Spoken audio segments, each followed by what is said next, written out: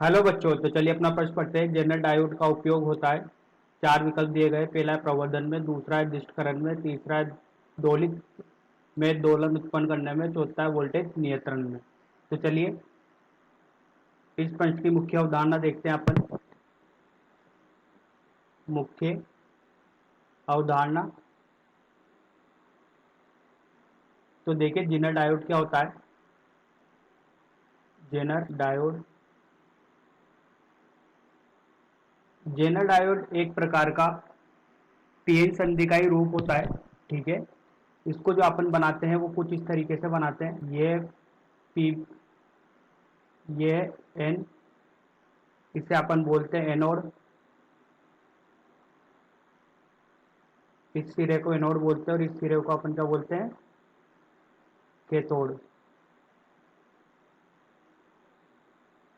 ठीक है। तो इसके कुछ विशेष गुण होते हैं। इसके जेनर डायोड को इस प्रकार बनाया जाता है कि यह पक्ष अभिनति में भी खराब हुए लगातार कार्य करता है। तो ये अग्र व पक्ष अभिनति दोनों में खराब हुए कार्य करता है। इसमें अत्यधिक मात्रा में डोपिंग की जाती है। अत्यधिक मात्रा में अशुद्धियां मिलाई जाती है, जिसे अपन बोलते हैं डोपिंग करना। ठीक है। जिससे इसकी जो अवक्षय परत है उस परत का मान कम हो जाता है। ठीक है। तो ये अग्र व पक्ष अभिनति दोनों में कार्य करता है। अग्र अभिनति में पीएन संधि डायोड की तरह कार्य करता है। किसकी तरह कार्य करता है ये अग्र अभिनति में? अग्र अभिनति में जो कार्य करता है ये पीएन संधि की तरह कार्य करता है। ठीक है। पीएन संधि की तरह कार्य करता है।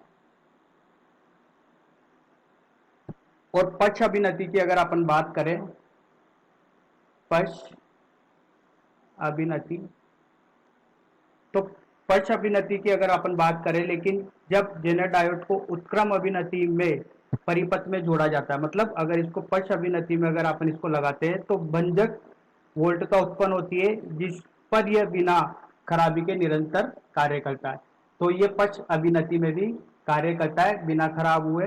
ठीक है। जब अपन इसको उत्क्रम अभिनति या पक्ष अभिनति में लगाते हैं तो देखिए यहाँ पर अपन का पूछा गया जेनर डायोड का उपयोग। तो जेनर डायोड का उपयोग समझने के लिए अपन एक चित्र बनाते हैं। ये अपन का जेनर डायोड, ये लोड वोल्टेज, सॉरी लोड प्रतिरोध, ये प्रतिरोध, ये धनात्मक, ये निवेश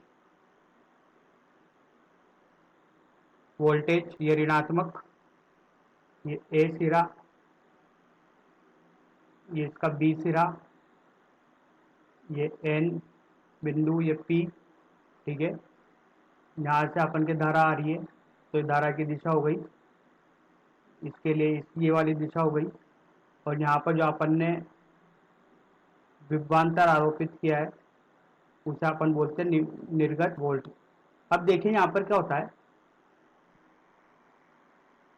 जब निवेश वोल्टेज को एक प्रतिरोध से गुजरे हुए श्रेणी क्रम में जोड़ा जाता है। ठीक है। ये प्रतिरोध है, निवेश वोल्टेज है, ये प्रतिरोध है अपना। ठीक है। तो जेनर डायोड को अपन ने किस में जोड़ा है? श्रेणी क्रम में जोड़ा है।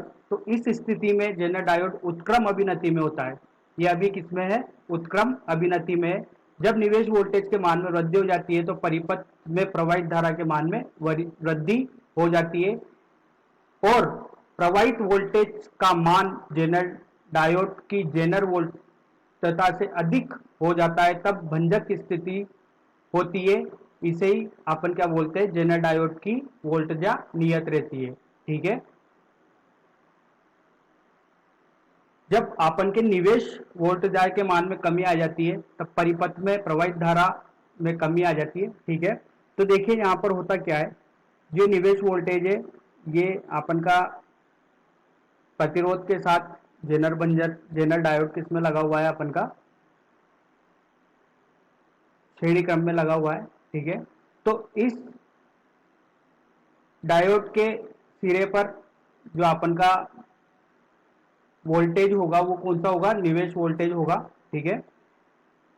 तो इससे स्पष्ट होता है कि निवेश वोल्टेज के मान में कमी या वृद्धि करने पर जेनर वोल्टता के में बिना परिवर्तन के प्रतिरोधार के सिरों पर वोल्टता में वृद्धि या कमी हो जाती है। ठीक है, तो यहाँ से इस प्रकार अपन समझ सकते हैं, और इसका जो उत्तर होगा वो होगा यहाँ पर अपन का वोल्टेज नियंत्रण में।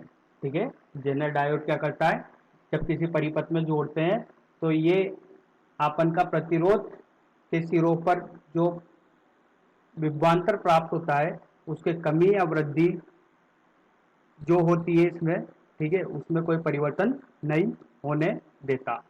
ठीक है, तो आशा करता हूँ आपको समझ में आया होगा। धन्यवाद।